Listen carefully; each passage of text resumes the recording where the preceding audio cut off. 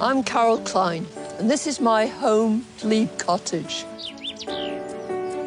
When I'm not presenting or writing about gardening, this is where I spend most of my time, and where I've been honing my horticultural skills for 40 years.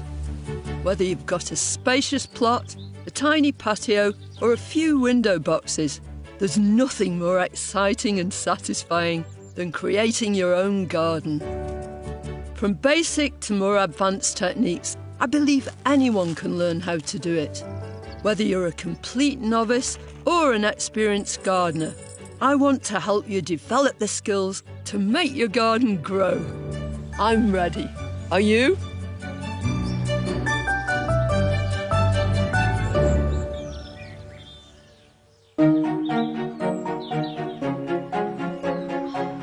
Spring is the most wonderful time for gardeners.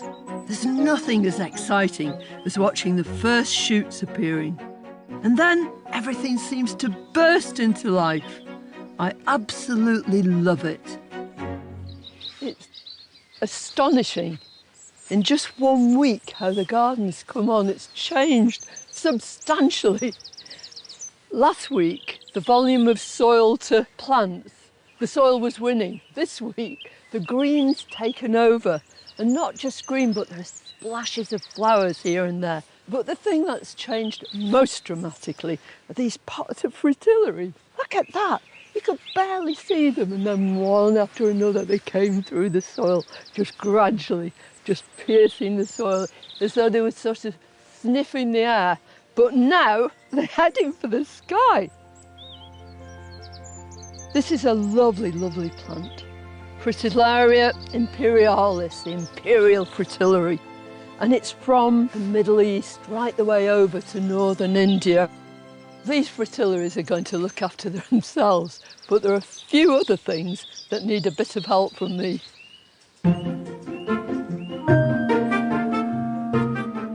You can still get a cold snap at this time of year, but that doesn't necessarily mean you can't get planting.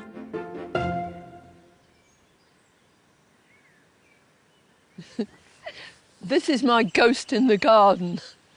Last week we planted this pot full of gorgeous things, euphorbias, perennial wallflowers, hellebores and little violas. But all those plants will have come from somewhere where they've been really looked after. They've probably had protection. And now here I am forcing them to live outside. And there's a danger of frost too. So we've put this over, this fleece. Woo. It just goes on at night, and then providing the temperature's above freezing, they've just got to get used to it. Look at that. They look absolutely champion. Now I've got really quite fancy fleece. It's just right for doing this, just propped up with these canes. But traditionally, if you've just put your bedding plants out and then you see the weather forecast and it says there might be some frost, you dash out with newspapers, weight them down if it's windy, and then take them away the next morning. So that way you can protect your plants, whether they're in a container or whether they're in the ground. But I mean, the great majority of our plants, either in the garden or in the wild, don't need any kind of protection at all.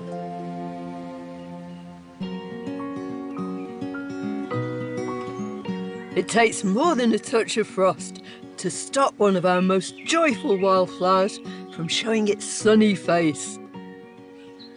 Could anything announce spring so cheerfully and so definitely than these beautiful Narcissus pseudo-narcissus, our own native Lent lily or wild daffodil? It's a springtime treat to see these daffodils growing in the wild, and it's so inspiring.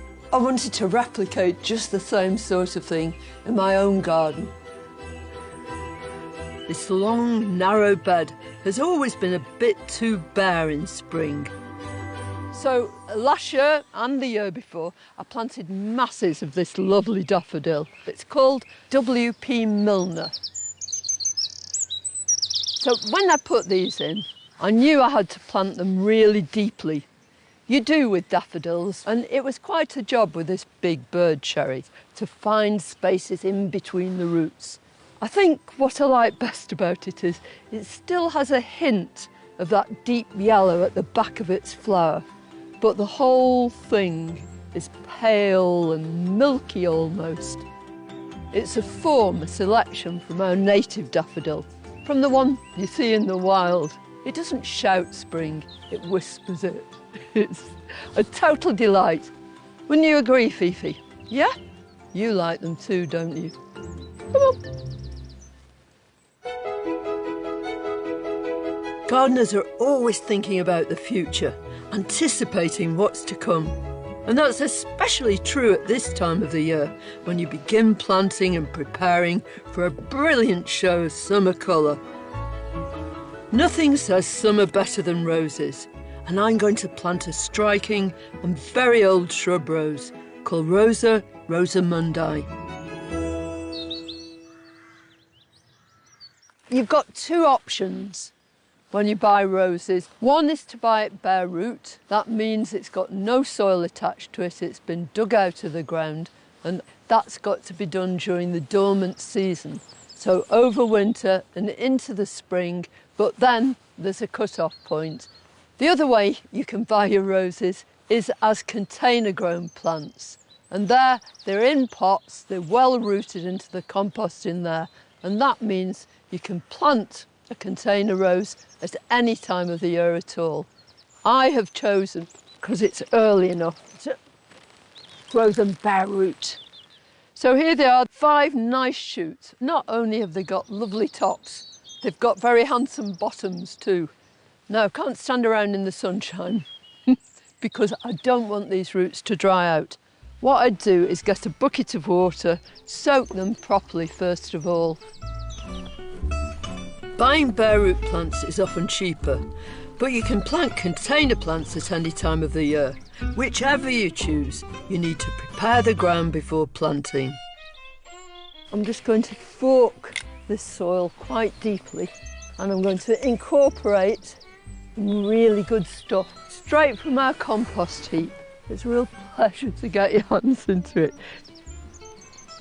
You want to make the hole quite a lot bigger than the rose roots that you've got. It just means it's going to be a much, much easier job for the rose to move out into that soil. And I'm going to incorporate something else which will get those roots off to an even better start too. It's mycorrhizal fungus. This will help the rose make a symbiotic relationship with all the mycorrhizal fungi in the soil. You sprinkle it onto the roots of the rose as you're lowering it into its planting hole, so it's still quite damp, and it's vital that it actually sticks onto the roots. There. And what I've got to ensure that is going to be below the surface. So I'm moving all this soil back in around it.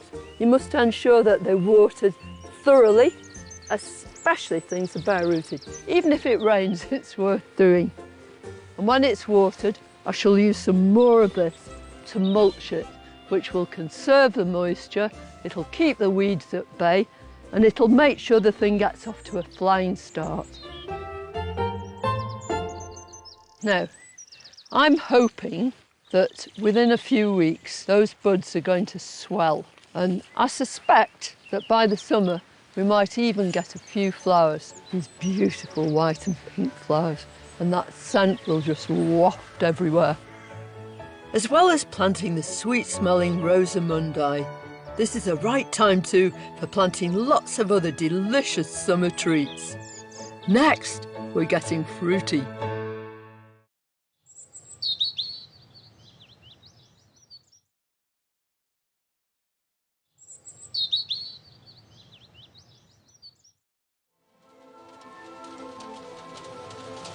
Changeable spring weather can make an adventure out of every day. Although you feel it's a bit much when it starts to snow at this time of year. On the other hand, it gives a whole different feel to the garden.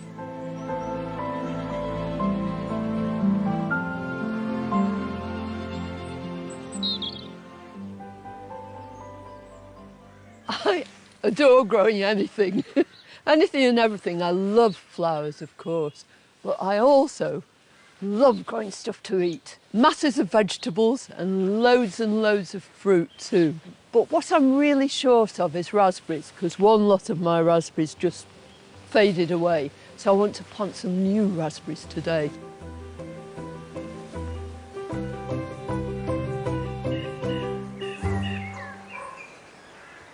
What did I say about the weather? I mean, it stopped snowing, the sun's beating down now. Beautiful blue sky too. First thing I'm going to do, I'm going to walk the plank. So I'm going to put this plank down because I don't want to compress the soil. Raspberries actually grow naturally at the edge of woodland, so this is a perfect sort of spot for them. They'll get plenty of sunshine too, but they'll cope with this amount of shade. Look at these. These are my brand new raspberry canes. Now, if you're buying canes in the late autumn or over the winter, you can buy bare root canes and you'll probably get a little bundle. They're a lot cheaper than buying them in these containers, but at this time of year, that's your only option really. This variety is one called Autumn Bliss. So there are two different kinds of raspberries, those that flower in the summer and those that flower in the autumn, and you treat them quite differently. Summer ones are very vigorous and they need lots of support, but autumn fruiting ones will really just get on with it themselves. And in the spring, you cut them down just to a couple of inches tall, so they'll actually flower and fruit on new wood.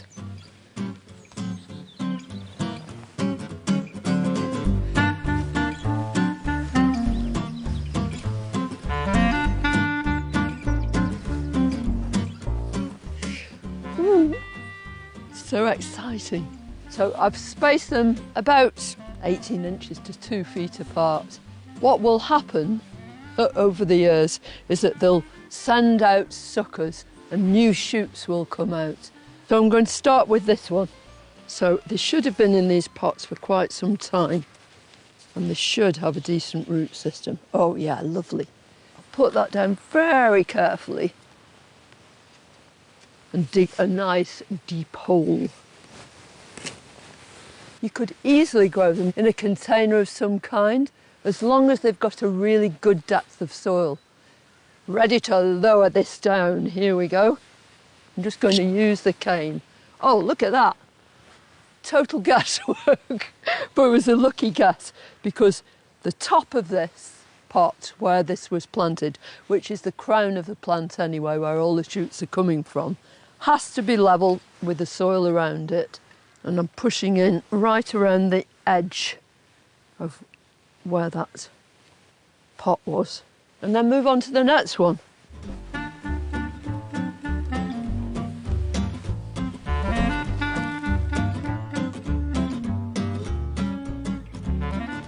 Take off these supports because those are unnecessary now, and then I can give them a really thorough watering. So here goes.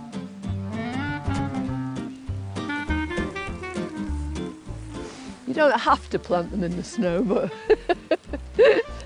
they'll cope anyway because they're very, very hardy plants. Just as well, really.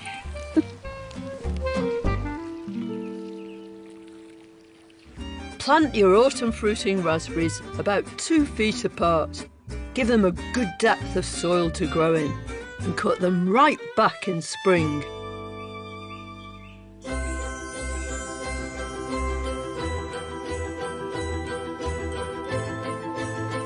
Everyone loves a strawberry and they're an absolute doddle to grow.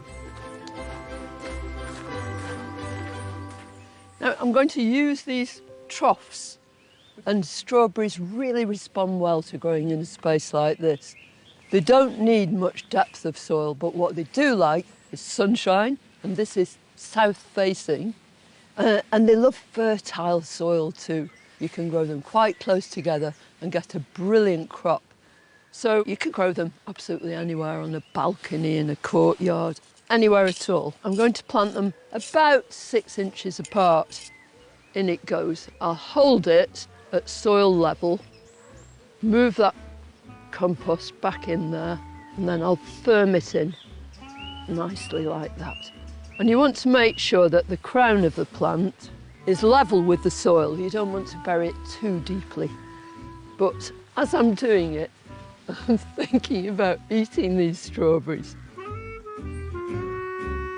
All you've got to remember is if you've got a really bountiful crop, and especially if the weather's quite rainy, just make sure that there's something underneath the fruit to stop them from rotting. So if you put shredded paper or dry straw, any dry material like that, and make a nice little carpet under the fruit, then that should protect them and make sure that you get to eat them instead of them rotting. You might have to watch the birds though.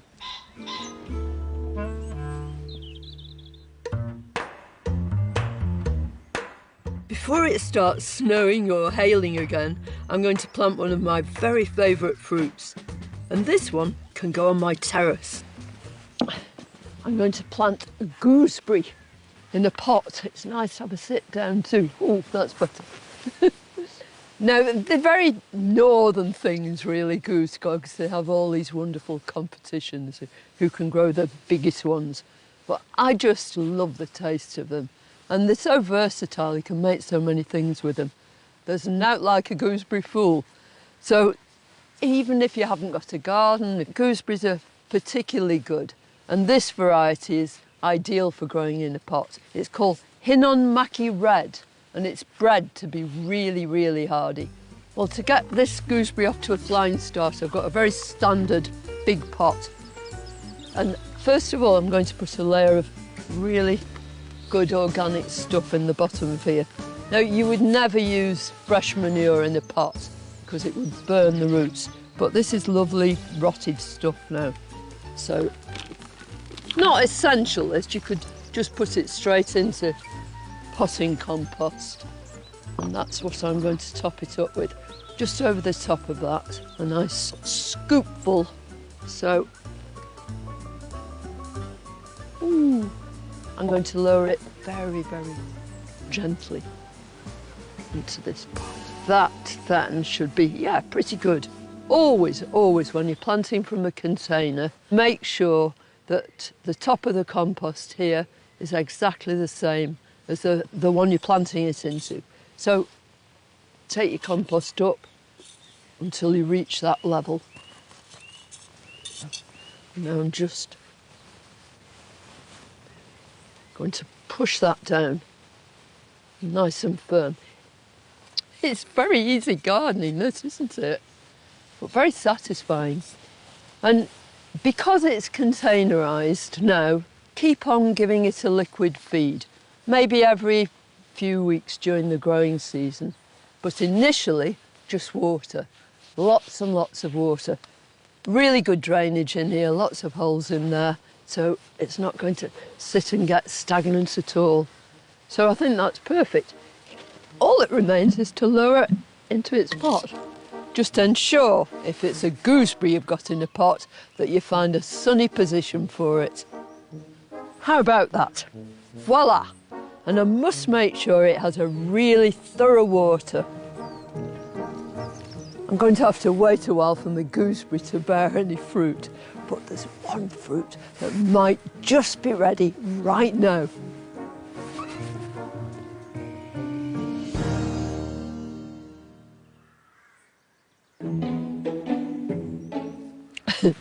This is such an excitement. Under these pots is my rhubarb, and I've been forcing it. That means putting these big pots on the top of it and deluding it that it's time for it to grow. So all those stems will come up, searching for the light. Now I put the pots on in midwinter or so, and in the normal garden, rhubarb is only just beginning to show now. Ideally, when you force rhubarb, you should actually wait until your plants are a few years old. But I'm greedy, I can't wait. Look at this. Oh! Oh, it's nearly pushing the top off the pot. Here goes. You ready for this? Oh. Ooh. Look at that. They're already bending and twisting over. Now I'm going to come down here and I'm going to take several of these stems. You don't use a knife. It's a sin to do that. You just slide your finger down. So you're taking that whole stem like that. There's one. How many do you think we need for a rhubarb pie? Or a crumble? So you're taking the whole leaf at the bottom. There's a little slug there, you can't have any. Isn't it pretty? Oh, it's such a delight. And it won't harm the plant because this was quite a big crown when I put it in. And if I make sure that I feed it well and I don't force this one next year, I just give it a year off, then it'll be absolutely fine. I'm going to have all these big fat ones.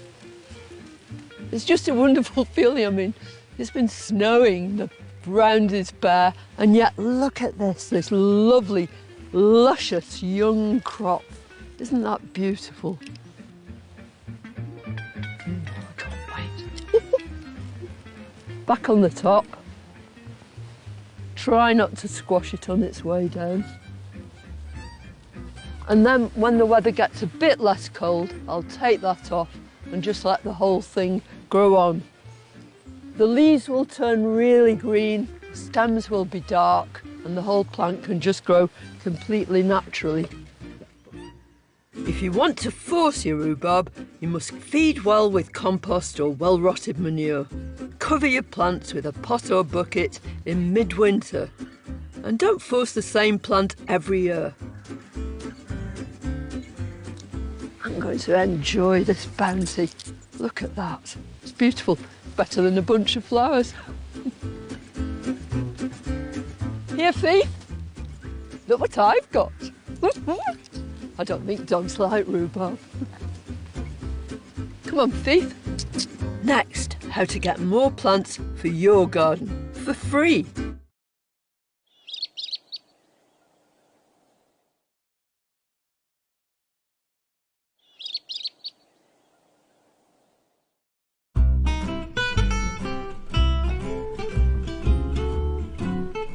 Well, this is my brick garden. I kind of take it for granted now, but it hasn't always been like this at all. When first we came here, it was a field. It was a place to turn cars around. There was absolutely nothing here at all except a lot of weeds. So I thought, right, I'm going to plant lots and lots more plants. But it's a terribly awkward site. It really does slope a lot more than you at first realise. So we had to have a material for these paths which could go flat and at the same time you could use going downhill too. Brick was the perfect solution. You can also make steps because we've got some of them here and there. And the whole idea really was that because these beds are all separated by the brick path, I thought it would be lovely if the planting could sort of flow, jump across the path, go down the next bed and then carry on. But basically that was the main idea. Are you digging a hole? Can I put a plant in it? Hey? There's nothing static about gardening. Mother Nature moves things on constantly, but also you get so hooked on what you're doing. You constantly want to find new plants, put in new ideas. It's such an exhilarating process.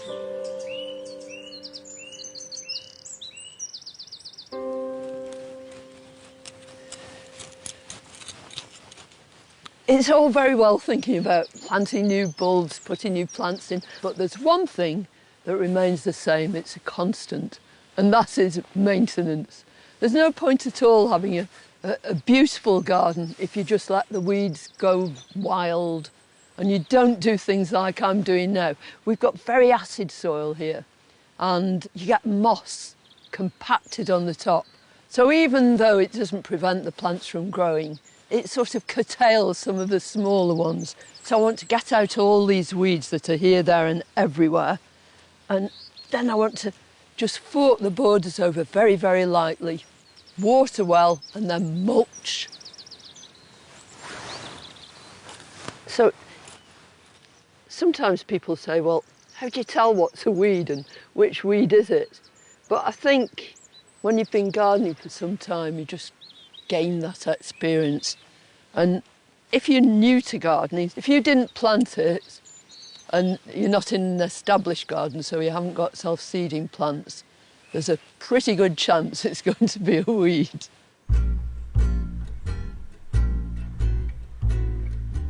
So this is bittercress. It can spread itself everywhere.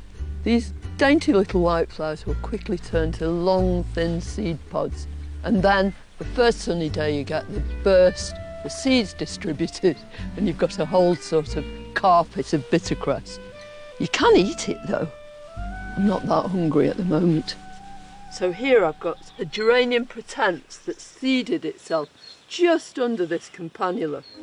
And invariably, with the exception of a few white ones, they're blue. So they fit in wonderfully down here. And we get quite a good show of them in the summertime. So although I didn't plant it, I'm definitely going to leave it there. Oh yeah. I'll tell you what, she's really good at digging holes, but she's not much cop at weeding. You don't discriminate, do you? No. With or without Fifi's help, I need to dig up some of my lovely heleniums. They're a feature of this bed. This clump is getting too big and congested here, and I want to divide it so I can plant some elsewhere. Right. I'm nearly there.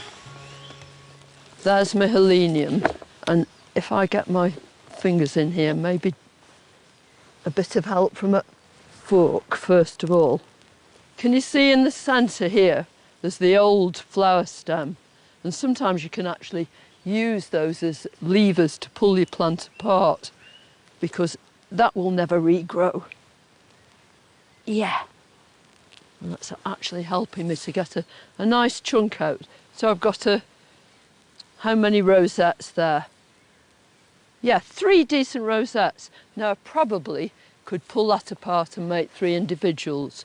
But that's a nice little clump, no old wood in the centre of it. So it's a fresh plant, it's raring to go. So I'll put that to one side for a minute. So have you come to help me? Yeah? And I'm left with masses and masses of it, this helenium, so I'm going to decide exactly where to put it. Get it all together. I started off just doing a bit of weeding, and look what I've ended up with. Enough heleniums to, I don't know, what would you do? You could plant a whole garden with these. Do you fancy a whole garden full of heleniums? Maybe not.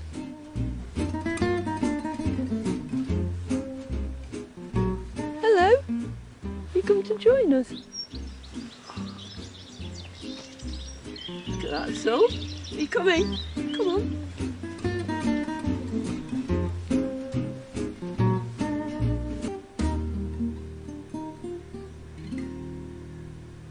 Look at the magnolia, it's really come out now. That's Leonard Messel, and it's this beautiful pinky lilac, really deep in bud, but it's when it opens these flowers that it's so beautiful. And isn't it lovely just to have a moment to appreciate what's going on? It's the essence of this time of year, really. Anyway, enough tea drinking and enjoying myself. Actually, I'm going to enjoy myself even more now because I'm going to divide these things. You might have to remove yourself, or at least let me bring these round here. Thank you. Could you hutch up a bit? Thank you. That's it. What I want to do is put some of these straight into the garden. I'll trim the roots a little bit as they go in, give them a bit of additional good compost from the compost heap, but I'd also like to put a few in pots. And when you pot them, if you're using clay, put a few crocks in the bottom of the pot. And then use really, really good compost. And they might be in here for quite some time, and that means they'll really keep going well. Not too much. A clump about that size is really going to make a wonderful plant. So if I put that in a pot like that, what's going to happen is that those roots will get all squashed up. They don't know which way they're going, totally confused. So I'm going to turn it upside down and just give it a little trim. Watch where you're going. Just straight across. Right, so that's going to sit in just the right place. And then it's so straightforward, isn't it?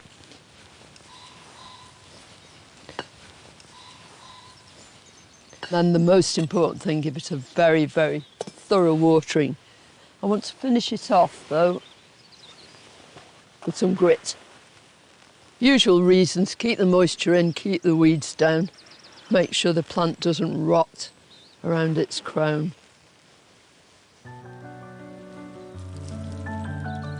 You can either grow on your divided plants in containers, or you can plant them out elsewhere in the garden. In beds and borders, you can give them a real boost with homemade compost.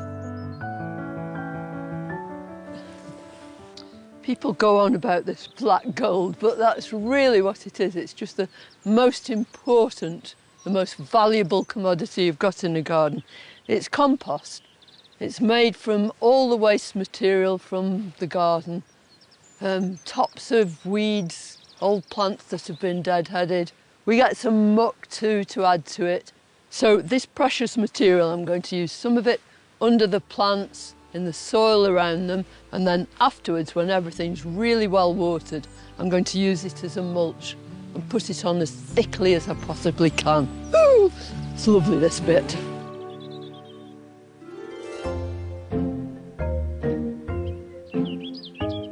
Now that I've cleared a bit of space in the brick garden, there's another plant that really needs dividing, but it's going to take a bit of work because it's been here for years. Now I want to do some more division. I've got two great big clumps of Hemerocolis here, and they've been here for some time. And although they flowered really well last year, I can see they're getting quite congested. I think I might have to have a go with this, providing I can get it in the ground.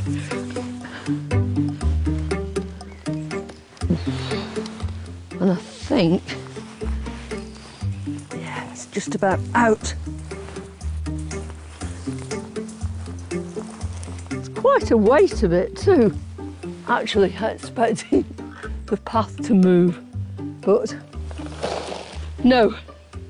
Just the earth moved and the Hemerocolis came out. Hooray! We can still see the remnants of the roots all around. And that is one hell of a clump, really. I want to get it to a manageable size. Now, I could easily get a spade and put it right through the middle, but I would break some of the shoots. So what I'm going to try and do is put two forks into the middle of it. So the whole idea is that you use these forks as levers and you put them back to back and just push them down as deep as you can into there and keep on pushing. And then, because if you lever apart too soon, you'll just lever all the top shoots off. So you want to be right in amongst the roots. Come on, you weakling. Who said gardening was easy? Yeah. And then, with a bit of luck, you can see that's just one chunk, and that can be further divided. I could probably make 2 or 3 plants out of that. Finally, after wrestling my clump of Hemerocalis into submission, I'm ready to put the divided plants into the bed I weeded earlier. It's so nice to see this bit cleared now. The moss has gone, the weeds are out. It just looks so inviting. And I'm going to put these 3 lumps of Hemerocalis in here. Here we go.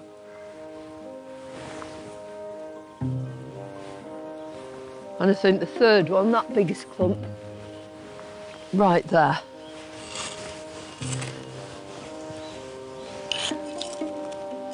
I mean, I've done this so many times, but to me that's one of the loveliest things about gardening. You repeat these tasks, you do them over and over again. You never get fed up with them because they've always got the same purpose, making sure your plants are lovely, and it becomes kind of second nature to you. You just do it automatically. Plant before those shoots start to grow.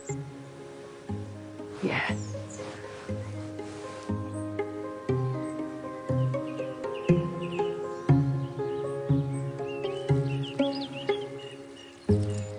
And along with the hard physical graft, your mind's always working on new ideas.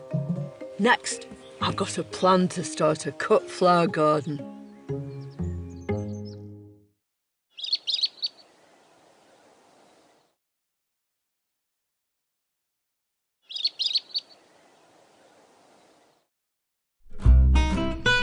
With a little bit of help from my friends, I'm planning out a few ideas for a new project. I love having cut flowers in the house, but I don't like spoiling my border displays. So I'm going to grow some specially for cutting. So making a cutting garden is such an exciting process because it involves you with producing plants in so many different ways. So first of all, the seed. You can grow seed by sowing it direct, or you can sow it in trays and move it on. Eventually then you'd get things like these little plants here, or you can get the little plants themselves by ordering them. It's not a pizza delivery. Aren't these sweet? This is what you call a plug plant. So they're just grown in modules and then they're packaged up. And then you've got two choices. If it's something that can stand the frost, you can put them directly into your garden. Or if it's something that's half hardy, then it's a really good idea to pot them up. So this is an antirrhinum, and it's a scarlet one.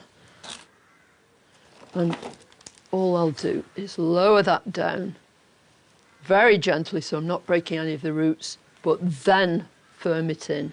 Antirrhinums are snapdragons. They're wonderful cut flowers.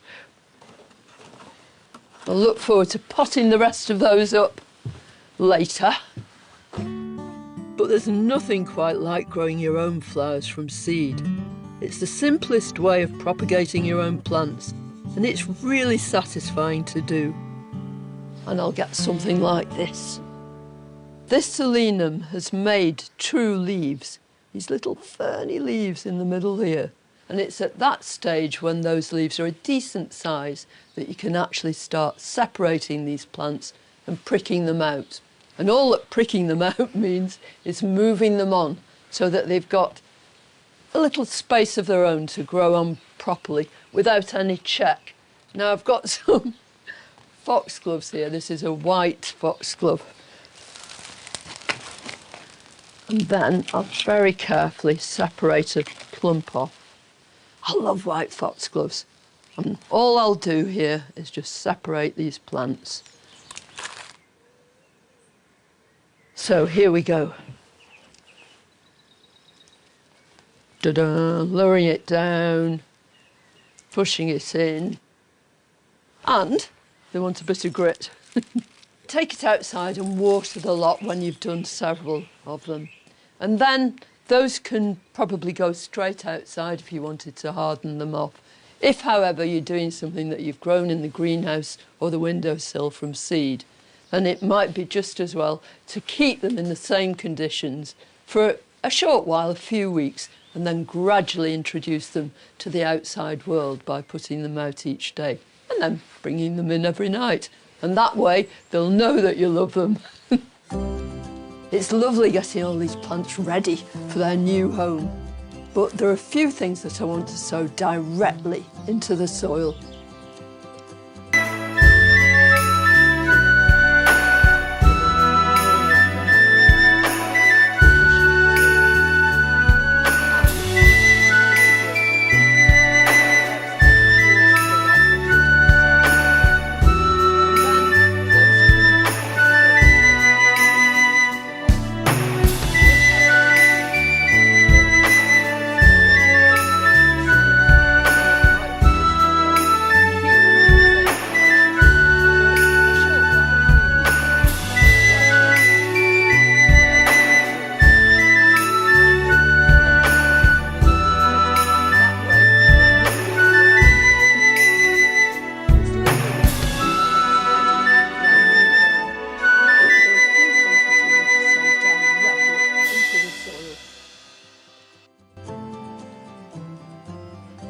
I think this bed is just perfect for a little cut flower garden. I mean, it's not very big.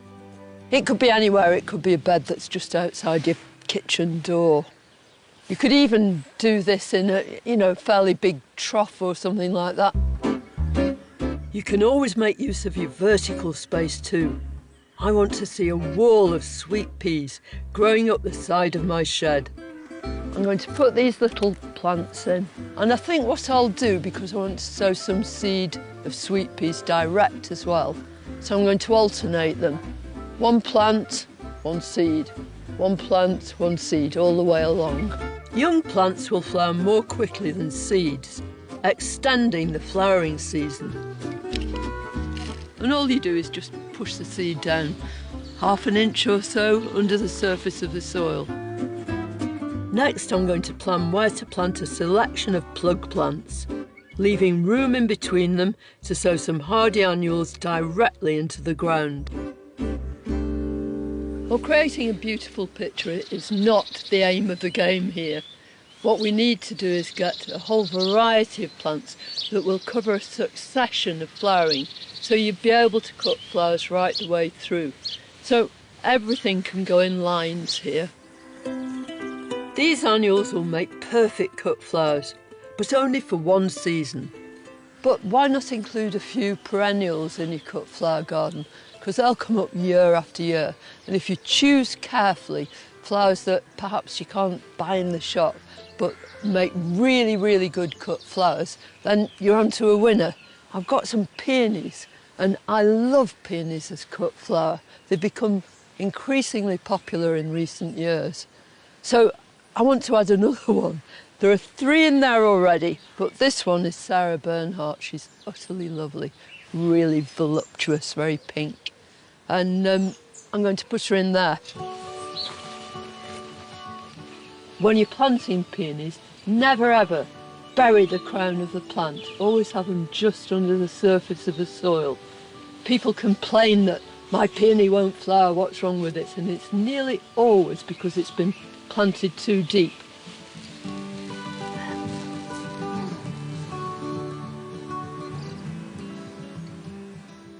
There's the crown of the plant, that's where it joins the tubers. And that is just level with the rest of the ground. So even though it might not flower very much this year, in future years it's really going to love living here.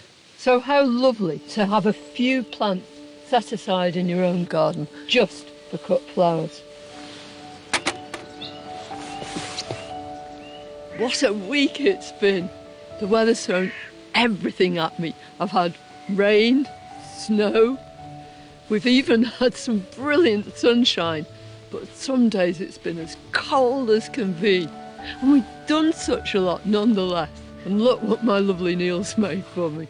I've got a rhubarb crumble and a bowl of the prettiest pink stewed rhubarb you ever did see. And you won't mind, will you, if I just taste it? Next time we'll be adding more delicious things to eat to the vegetable garden. These are broad beans. They reckon they've even found evidence that they ate them in the Stone Age. As well as looking at the best plants for tiny splashes of alpine colour.